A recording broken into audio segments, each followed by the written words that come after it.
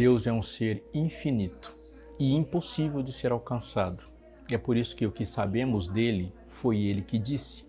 Os encontros que nós temos com ele são partidas do ponto onde ele está para o ponto onde nos encontramos. Ou seja, você não encontra Deus, ele que te encontra. Você não descobre coisas sobre Deus.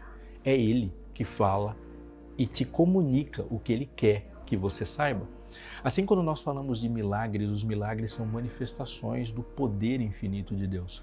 Como Deus faz, como Deus sabe, como Deus se faz presente, são respostas que nós nunca teremos, porque se Ele, sendo Deus e sendo onipotente, onipresente, onisciente, os comos das suas ações estão restritas a Ele, e somente um ser divino pode explicar. Mas a Bíblia, quando ela deixa de explicar os comos de Deus, por exemplo, como ele fez com que 300 pessoas vencessem de fato um exército incomparavelmente maior, ele não vai dizer, mas ele vai dizer para você radicalmente, falando para você colocar muito a sério o porquê as coisas aconteceram e por que elas não aconteceram. A história de Gideão é uma história incrível, cheia de coisas incríveis, quando o extraordinário começa a acontecer a partir do ordinário. E mesmo que a gente olhe ali e veja a racionalidade num quebrar de um cântaro ou naqueles movimentos todos, o como ainda fica enorme como pergunta diante de nós. Mas a história fala mais, repito, do que isso, porque ela fala da trajetória de um povo e a sua relação com a aliança de Deus. A mesma aliança, nas mesmas bases de uma relação de um ser que salva, de um criador com uma criatura que precisa ser salva. Portanto, nós estamos nessa história e o porquê chega até você até hoje, e é nesses porquês que precisamos mergulhar. Então, amigo, não saia daí. Está só começando o Fé para Hoje.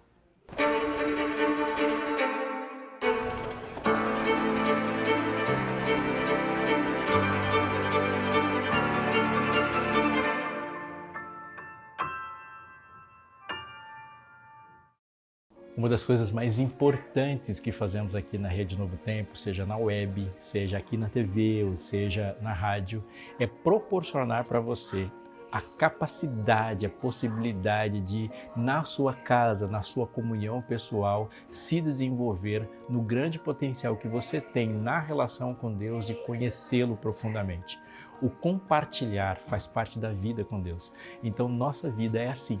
Por exemplo, nós vivemos e falamos muito aqui sobre os anjos da esperança. Eles possibilitam coisas que acontecem aqui. E a gente aqui produz conteúdos, mas esses conteúdos precisam continuar fazendo efeito mesmo depois que os programas acabam. Então eu quero falar mais sobre isso nesses segundos. Esse manual de estudos aqui, ele tem esse objetivo. Fazer com que você, aí na sua casa, se relacionando com a Bíblia e confiando de que a Bíblia é infalível em dizer para a gente como a gente deve viver em cada aspecto da vida, esse manual diz para você e te ajuda a olhar para essa Bíblia que você tem, colocar mais confiança nela e tirar dela lições maravilhosas que resolvem problemas e evitam que outros problemas surjam. E aí a gente pode glorificar a Deus também nas nossas finanças. Esse guia de estudos que foi preparado para você receber na sua casa, foi preparado e chega para você gratuitamente. Sim, lembra que eu falei dos Anjos da Esperança? Pois é, eles possibilitam que isso aconteça porque eles patrocinam a produção e o envio. Ele foi escrito, pensado com muita profundidade, mas também com didática, então ele pode fazer com que a gente, ao estudar junto com a nossa família, tenha uma comunhão de todos com isso e todo mundo aprenda. Liga pra gente e peça o seu estudo, ele foi feito para você, está aqui esperando. Liga pra gente, se você quiser mandar uma mensagem, faça isso também. Entra no site da Escola Bíblica, além desse estudo tem muitos outros lá e muita coisa boa esperando você. Lembrando, é tudo de graça, é só falar com a gente que a gente envia para você.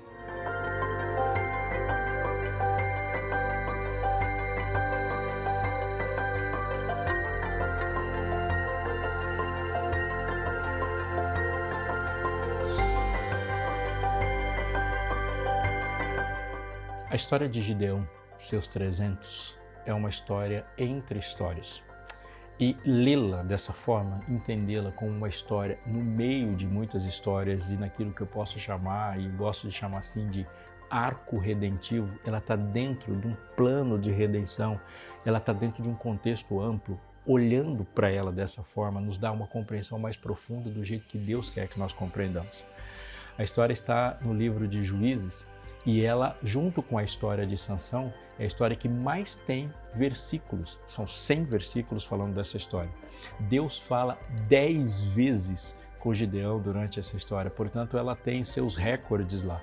É a história com maior quantidade de versículos, é uma história onde Deus mais fala com aquele seu chamado, aquele seu homem que Deus chamou para interferir e para agir através dele. E é uma história de muitas lições, mas anote isso. Essa é uma história sobre uma aliança. E é nesses termos que precisamos compreender essa história. Mais do que heroísmo, mais do que as virtudes de um homem comum. Nós estamos falando de um Deus que age a partir de um Deus da aliança. E por que eu estou dizendo isso? Porque é muito popular neste nosso tempo pensar em Deus somente como Deus das nossas promessas. Um Deus de promessa. Mas pensa um pouquinho sobre o que é uma promessa. Uma promessa é uma coisa que eu faço para você. Prometi e agora você espera que eu cumpra. Uma aliança não é assim.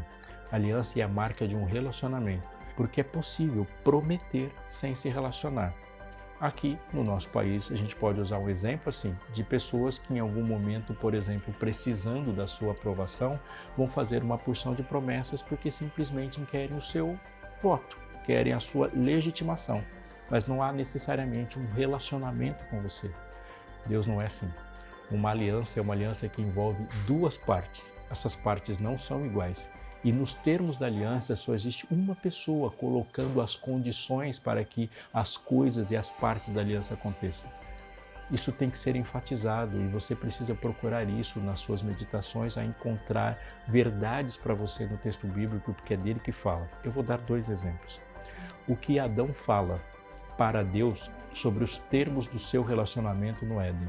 E a resposta é nada. Adão não senta junto com Deus do lado do outro da mesa e eles discutem quais serão os termos do acordo ou do pacto do relacionamento entre eles. Deus coloca para Adão todos os termos.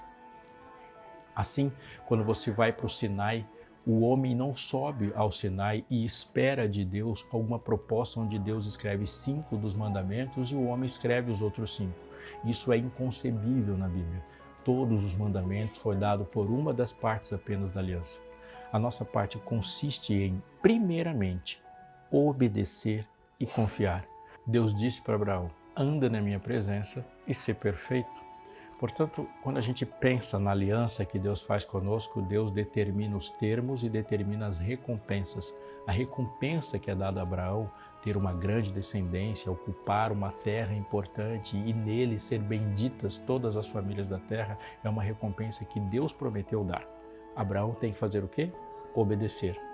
Mas, confirmando, não se iluda, mesmo que todos os termos da aliança sejam construídos por uma parte só, uma aliança é feita entre 2 partes. Por que nós não escrevemos os termos da aliança? Porque nós somos a parte do ser que é criado na aliança. Nós somos aquele que não determina os nossos próprios propósitos, mas Deus determina os propósitos.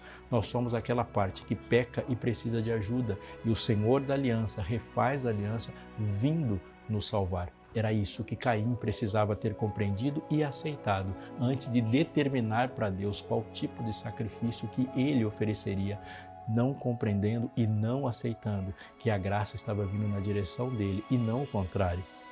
Assim, Deus constrói conosco um relacionamento sobre termos, porque o Deus da Bíblia é um Deus relacional.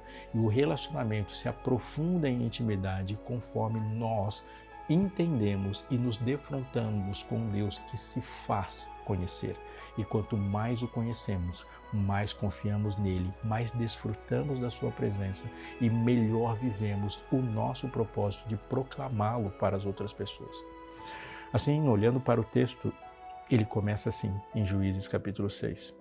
Fizeram os filhos de Israel o que era mal perante o Senhor. Por isso, o Senhor os entregou nas mãos dos midianitas por 7 anos. Uma guerra, ela é sempre o fracasso de alguma coisa. Nós podemos dizer na área das ciências humanas uma frase clássica dizendo assim, uma guerra é um fracasso da política. Sim, pensando que política é a arte da negociação, da gestão do coletivo, o processo de colocar muitas pessoas no mesmo lugar e gerenciar todos os egos. Política envolve negociar, falar, saber controlar a tensão entre as partes.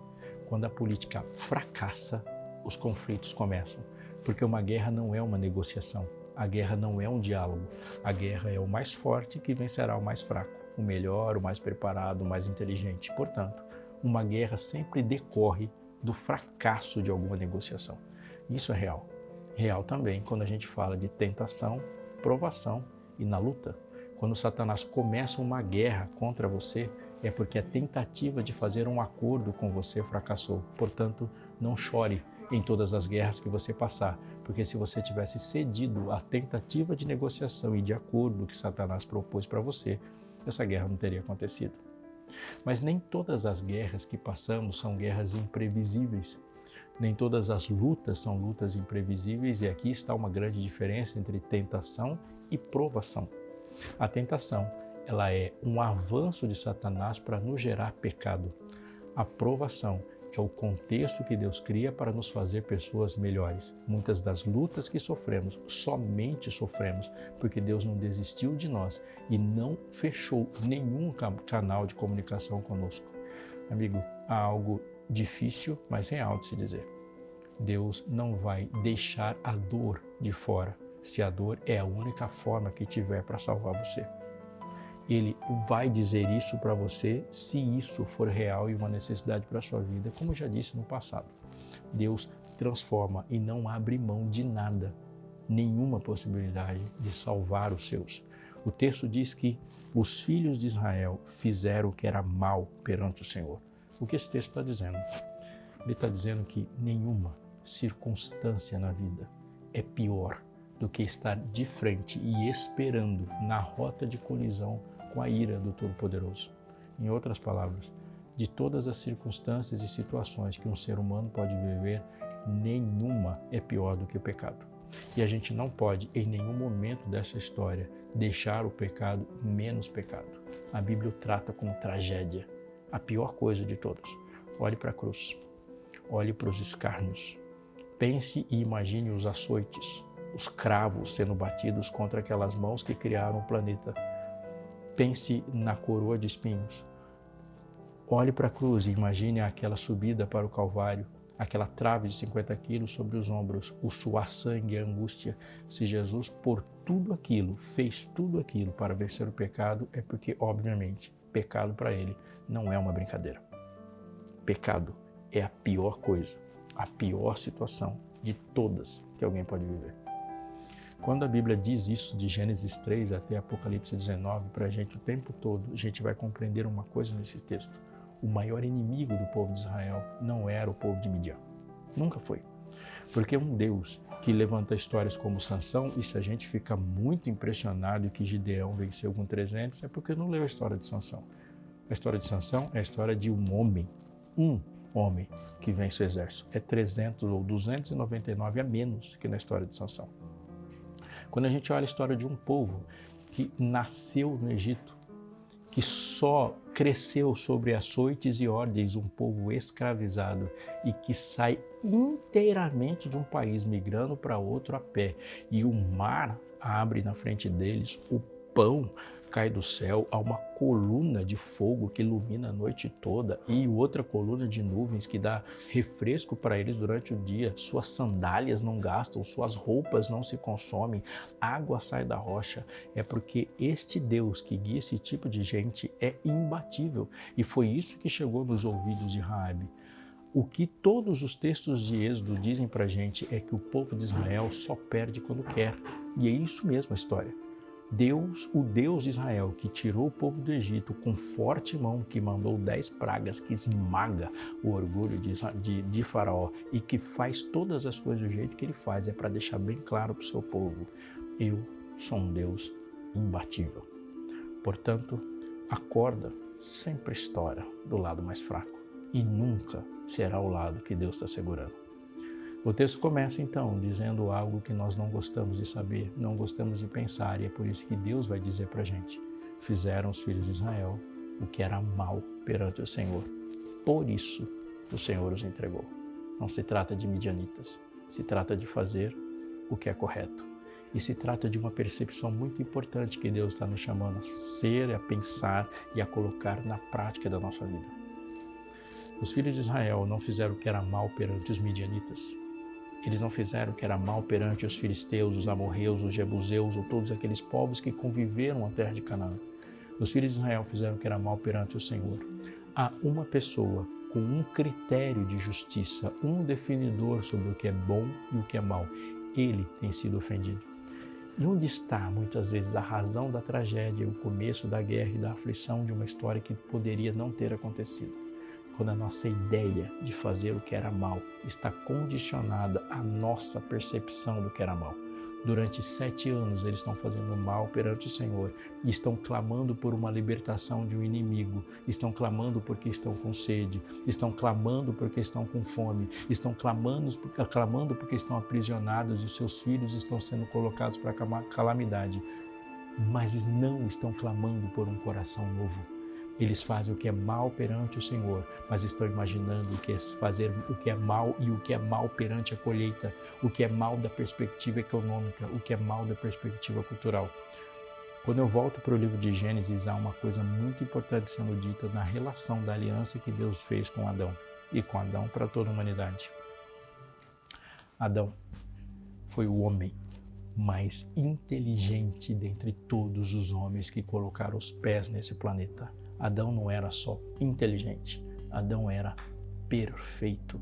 Aquele homem com alta capacidade de perfeição, em um pedaço de um dia, foi capaz de dar nomes para todos os animais no dia em que ele nasceu.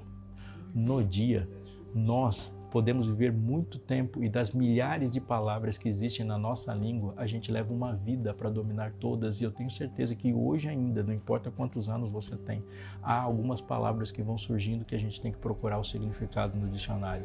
Eu estou falando daquela mente extraordinariamente poderosa que olha para todos os animais, domina rapidamente todo o exercício de uma intelectualidade, numa efusão neural e dá nome para todos os animais.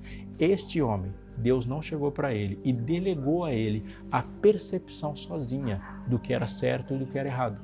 Deus não disse para Adão, Adão, vai dar uma passeadinha e vê, olhando para todas as árvores e vê se você descobre qual delas você não deve comer o fruto. Não foi isso que aconteceu. Deus olha para Adão e fala, vai dar nome para os animais. E ele, pela sua própria percepção, descobriu que ele estava sozinho. Mas não teve a percepção de descobrir que aquela era a árvore da vida e a outra era do conhecimento do bem e do mal. Deus olha para ele e diz para ele, esta é a árvore, essa árvore é proibida. No dia em que dela comerdes, certamente morrerás. O que é errado, o que é mal aos olhos do Senhor, foi comunicado.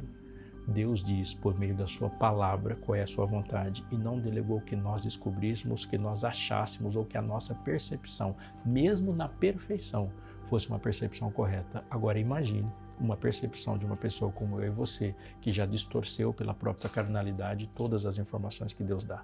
A revelação é fundamental na construção e na manutenção da aliança.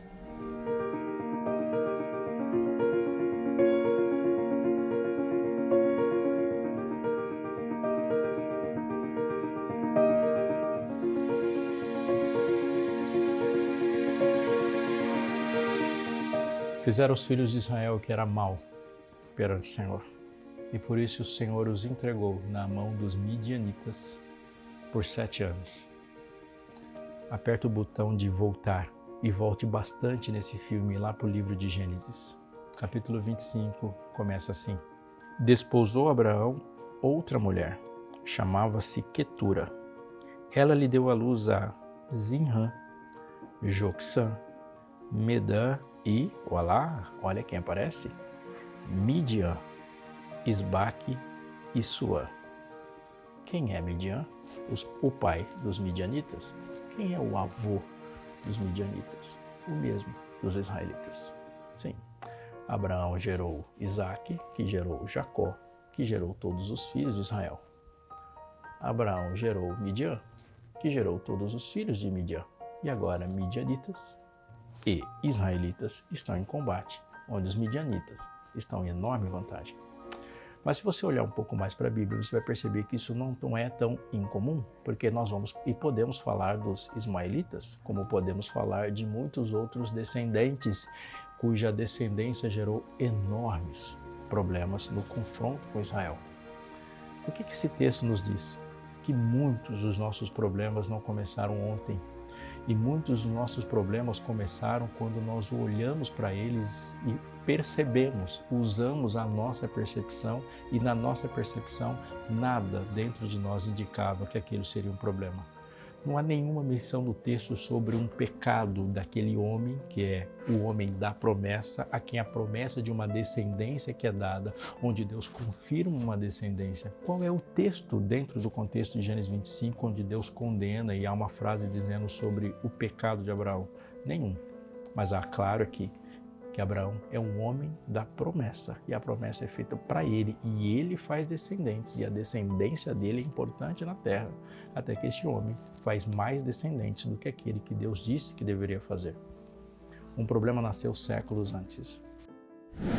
Certa vez alguém me disse essa frase e eu compartilho com você: nós não tropeçamos em montanhas, nós tropeçamos e escorregamos em pequenas pedras.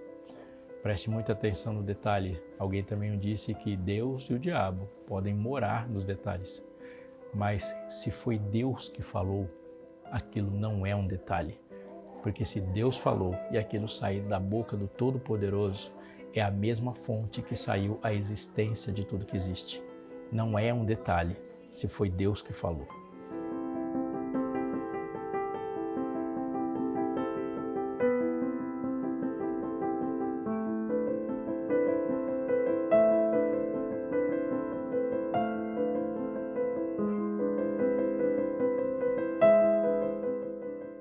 No livro de Juízes, capítulo 6, verso 13, no meio da conversa que Deus tem com Gideão, há uma resposta de Gideão que começa assim: Ai, Senhor meu, se o Senhor é conosco, por que nos sobreveio tudo isso? E o que é feito de todas as suas maravilhas que nossos pais nos contaram, dizendo, não nos fez o Senhor subir do Egito? Porém, agora o Senhor nos desamparou e nos entregou na mão dos midianitas. Qual é a percepção de Gideão da sua própria tragédia no começo da conversa? Ele está onde está, fazendo o que está fazendo, sofrendo todos os sofrimentos que está sofrendo, e a causa que ele diagnosticou de tudo isso é: Deus nos desamparou. De alguma forma, o diagnóstico que Gideão apresenta diante de Deus da sua percepção do sofrimento, ele é parcialmente correto, portanto, totalmente errado. Porque ele crê que Deus é poderoso. Ele crê que o Deus que fez as maravilhas lá no Egito é um Deus que não perderia para midianitas. Ele sabe, e ele diz uma frase que Marta disse, que Maria disse, que eu já disse, e é possível que alguém neste momento da história, neste segundo, esteja falando: se Deus estivesse aqui, meu irmão não teria morrido. Se Deus tivesse agido, isso não estaria acontecendo. Portanto, se a tragédia chegou, é porque Deus não apareceu. Portanto, a responsabilidade de tudo que está acontecendo de errado é do Deus que poderia evitar tudo que está acontecendo de errado. Essa é a perspectiva de Gideão, e ele deixa isso bem claro no texto quando ele fala: o Senhor nos desamparou, o Senhor nos entregou na mão dos midianitas. Agora tem a resposta de Deus, mas a resposta de Deus é anterior até a pergunta de Gideão. Se você voltar alguns versículos do texto, vai ver a fala de Deus, e lá está escrito assim: e disse, verso 10 de Juízes 6, eu sou o Senhor vosso Deus, e não temais os deuses dos amorreus em cuja terra habitais, contudo, não destes ouvidos à minha voz. O diagnóstico de Deus difere do Gideão. Ele disse assim: você está assim porque você não quis ouvir a minha voz. Gideão diz: nós estamos aqui assim porque o Senhor nos desamparou. Mas o que é percebido como desamparo, na verdade, já é um processo de Deus de restauração. Gideão não faz ideia do que é de fato um desamparo. Porque se os midianitas estão ali cercando ele e dando uma percepção da condição da sua realidade, é porque Deus está agindo por meio dos midianitas para que eles sejam salvos. Sim, amigo, Deus não nos abandona E nem todas as nossas cicatrizes são causadas pelos nossos inimigos. Muitas das cicatrizes que nós carregamos na nossa vida, no nosso corpo, no nosso coração, elas são marcas das fortes mãos de Deus que não permitiu que fôssemos embora. Isso é uma realidade. Gideão pergunta, cadê o Deus dos nossos pais? Mas ao falar dos seus pais, a história chama-nos a atenção por uma coisa muito importante no texto. No mesmo capítulo, capítulo 6, no verso 25, diz assim: naquela mesma noite lhe disse o Senhor, toma um boi que pertence a teu pai, a saber, o segundo boi de 7 anos, e derriba o altar de Baal, que é de teu pai, e corta o poste ídolo que está junto ao altar. Oi? Você percebeu o que aconteceu aqui? Qual foi a fonte de informações para Gideão de que Deus é poderoso o suficiente para salvá-lo dos midianitas? Segundo ele mesmo disse, o teu pai, porque ele disse, cadê o Deus dos nossos pais? Como Gideão ficou sabendo que foi Deus que abriu o Mar Vermelho e deixou que quase 3 milhões de pessoas passassem pelo meio dele? Quem falou isso para ele foi o seu pai. Como que Gideão sabe das pragas que caíram no Egito, que massacraram o poderio militar e econômico do Egito e permitiu a saída triunfante e rica do povo de Israel? O seu pai? Como que ele sabe que pode confiar num Deus e quando Deus age ninguém impede? Porque foi o seu pai que contou. E agora tem uma pergunta inevitável. De onde vem o conhecimento que Gideão adquiriu e onde estava erguido o altar de Baal? Olha o texto que pesado, ele fala, pega um boi que é do seu pai e derriba o altar de Baal do seu pai. As informações sobre o Deus de Israel e a decepção que ele tem com o Deus de Israel e a concepção sobre o Deus de Israel veio do seu pai. A adoração a Baal acontece na casa da mesma pessoa, do seu pai. Esse texto nos chama para a realidade dos nossos dias. Porque existe uma diferença entre ser monoteísta e ser um monólatra. O monoteísta adora e crê em um único Deus. O monólatra elege um Deus dentre todos os outros que ele admite que existem. E assim, eles navegam com o politeísmo idólatra, onde existe um Deus para cada coisa. Então, existe o Deus que eu preciso para ir para a faculdade. E eu aposto para ir para a faculdade em uma outra fonte de poder. E quando eu estou precisando de dinheiro, eu aposto em uma outra coisa, em um outro Deus e coloco na frente de Deus, fazendo um ídolo, outra coisa. Há os deuses que eu sigo que determinam a maneira como eu vivo o meu namoro, o meu relacionamento, o meu casamento, minha sexualidade. Isso é uma frase do mundo. E aí quando tudo isso dá errado, há um outro Deus que as pessoas colocaram e a especialidade dele é governar e nos socorrer das nossas encrencas. Enquanto todos os deuses fizeram as encrencas, se escolhe um Deus Israel para socorrer das encrencas. Esse politeísmo de hoje não se difere do politeísmo da antiguidade. O que Deus disse para Gideão é: essa guerra não precisava ter existido. Mas você vai ser um vencedor quando você tem coragem, muito antes de enfrentar os midianitas, você precisa ter coragem de me eleger como aquele que determina o seu projeto, que determina as suas coisas, que determina os seus planos, antes de apenas ser alguém que te socorre. Coragem para obedecer. A grande história de Gideão não é a coragem diante de milhares de inimigos, mas é a coragem de obedecer a um amigo.